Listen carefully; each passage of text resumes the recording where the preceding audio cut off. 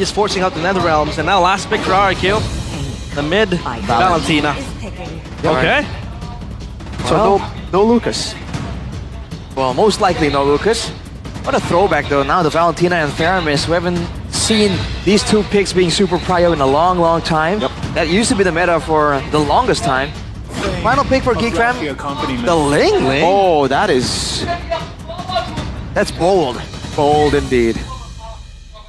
But you need bold if you want to beat RRQ. They're number 1 in the standings. They've been the most consistent, most dominant team in Indonesia. If you want to play it safe, it's as good as just saying GG to RRQ.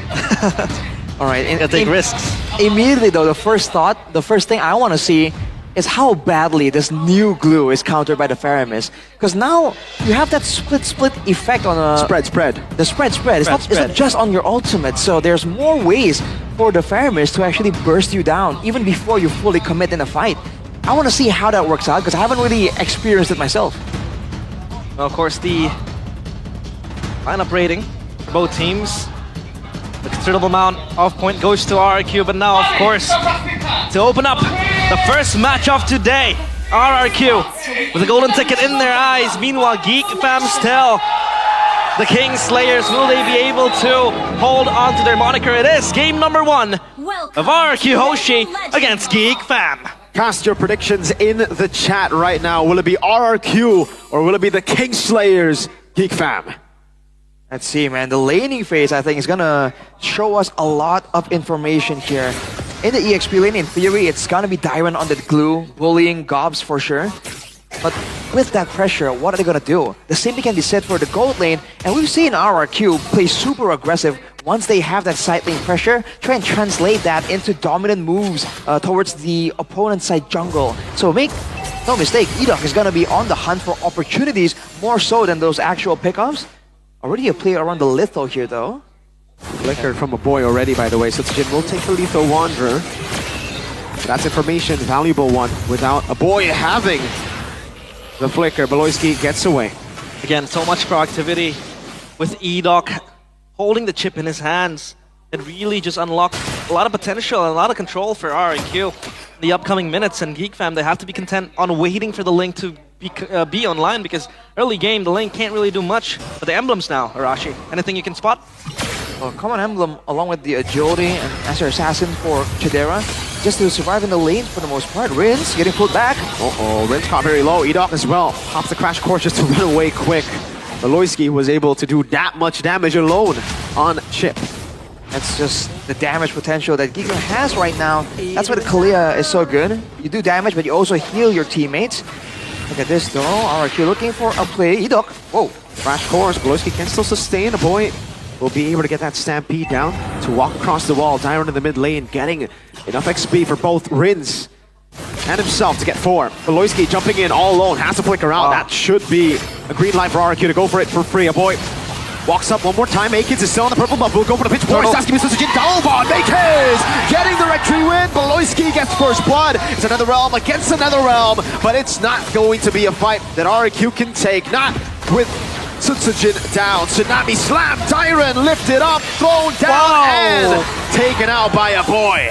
Look at the longevity that Geek Fam has with this composition. Edok wants to go for seconds.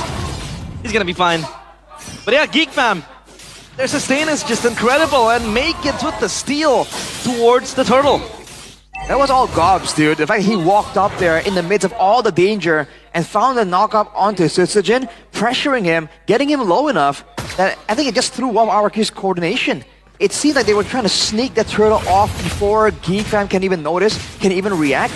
But because it took too long there, because they had their other members scouting, looking out for Geek Fam, instead of bursting down the turtle, Geek Fam were able to get into that fight. And with the Netherrealm, with the Phobias at their disposal as well, that's a lot of fighting prowess in the early game.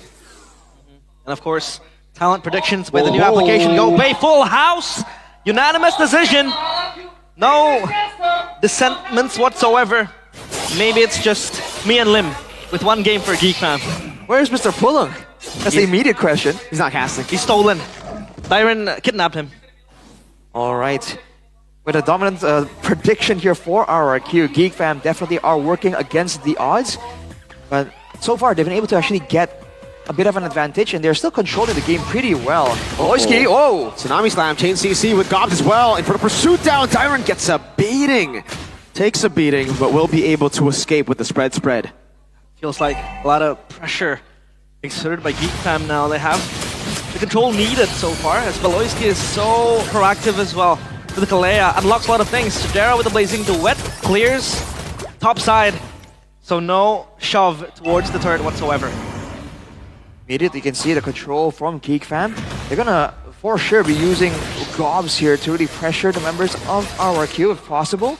He's really waiting around here, trying to find the initial engage. And Edok isn't really in the flanking angle to try and catch Geek Fam off guard.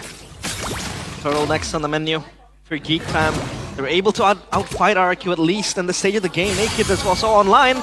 Toy gonna be engaged on a full dive into the bottom. Oh, Toy taken out by a boy. Another round to counter the shortcut. Make it takes 2 blades. Sutsujin dumps in with the blade surge. Will be able to catch a boy. He's gonna be caught and taken down. Sutsujin claims the kill. But a boy spawns instantly back in the Lanadon. Yeah, the Faramis passive prepares Geek Fam for a potential turtle contest here. As RRQ, they have to recall on their end. But Geek Fam's just gonna let this out in the open air. It's back to a waiting game here for both teams. Look at this, man.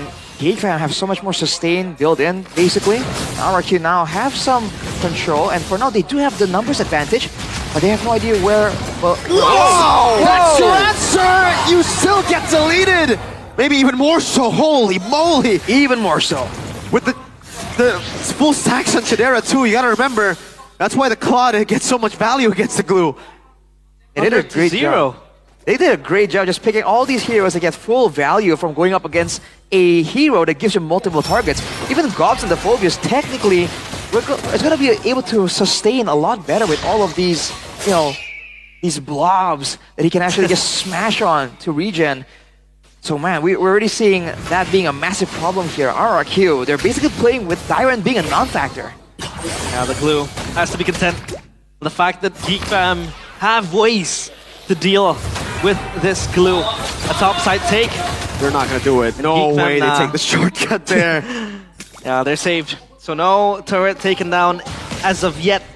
But RRQ, they need to rethink their decisions because so far Geek Fam are always on the hunt. Do RRQ, you know, go for the fight because it feels like they're losing in every end.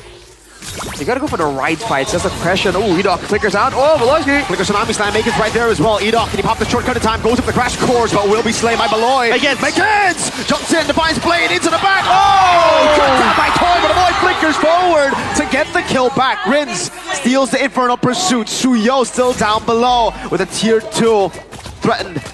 Geek Fam will get a trade up top with a tier 1. The King Slayers, their eyes focused on each Kings in the castle.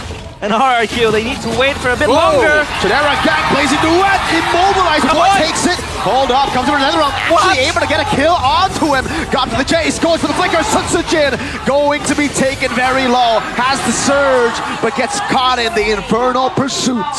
The portal works for both teams. RRQ have to remember Not that. for Dewa. Not for Dewa. Yes. Well, 1 second to go. The turtle does spawn right now. Geek Fam doing a great job winning out in the brawls, but they gotta maintain this control.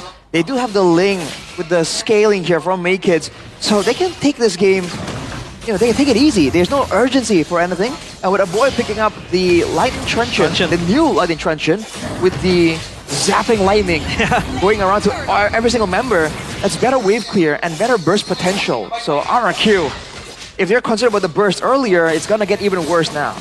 Splash damage as well to clear the blobs that Dyron might pose, but so far it feels like RRQ are kind of clueless on what they have to do.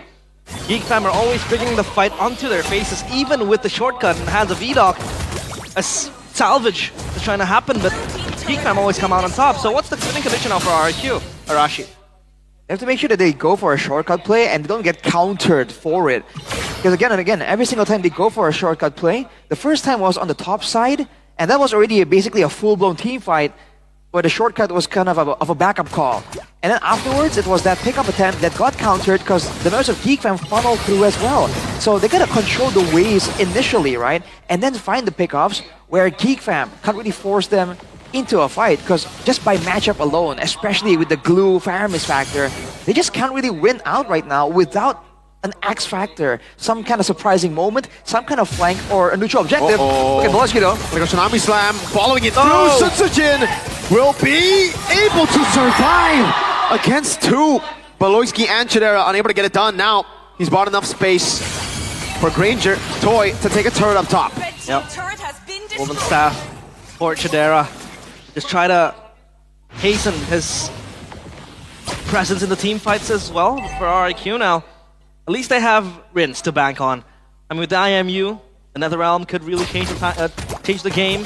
Maybe with the Tsunami Slam as well. A big hop might happen. Baloyski trying to bait out the Purify, won't be able to. Rins gets away with a dash. Make kids. Onto the turret he goes. Defiant Blade ready with the Tremors of Blaze as well. Will be able to force out a Flicker. Out of Toy. Tyrant trying to go for the flank. E-Dog! Shortcut coming down. Able to go with the VMI. Tyrant in the back line again. Is going to be a boy walking out Tsunami Slam to try to get the passive. Meanwhile, Make Kids still dealing damage onto E-Dog. Tyron has mounted Chidera, but it's onto it. The turret he goes. A Hail Mary play from the Kings, but still it won't work. Because what is a king in the eyes of King Slayers? That was a risky play that RIQ took there. They tried to go for Chidera using E-Dog to really flank around with Sutsujin, but unfortunately for them, Chidera was able to get some distance, and just like that, that's the full all-in. The playmaking that E-Dog usually gets done for his team just isn't as strong on a hero like the Chip.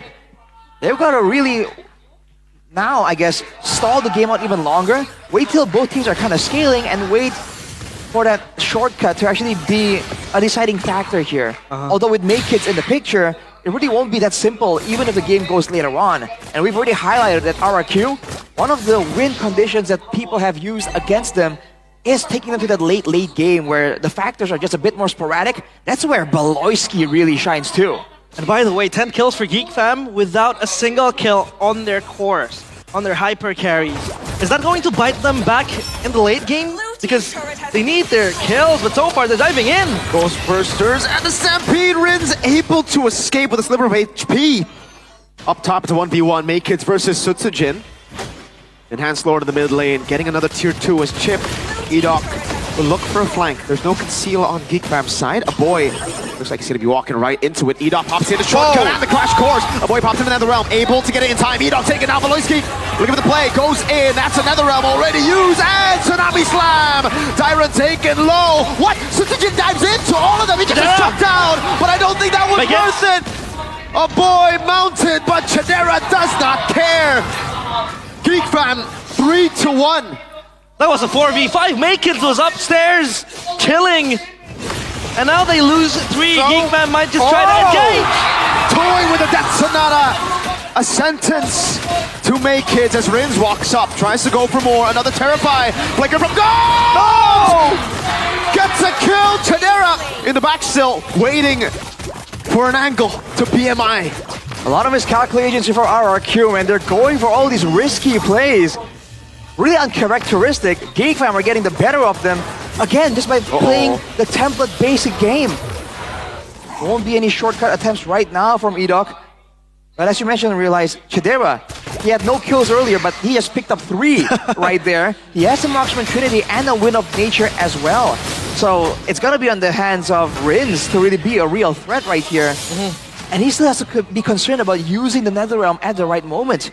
On the flip side, a boy, as long as he doesn't make any fatal mistake, he's not even running the Purify, and he's just chilling, staying in the back, outputting that damage, and going with the Netherrealm when RRQ are going for that one play, because they know when the fights are back and forth, RRQ are the ones at a disadvantage, because all their ultimates are very committal.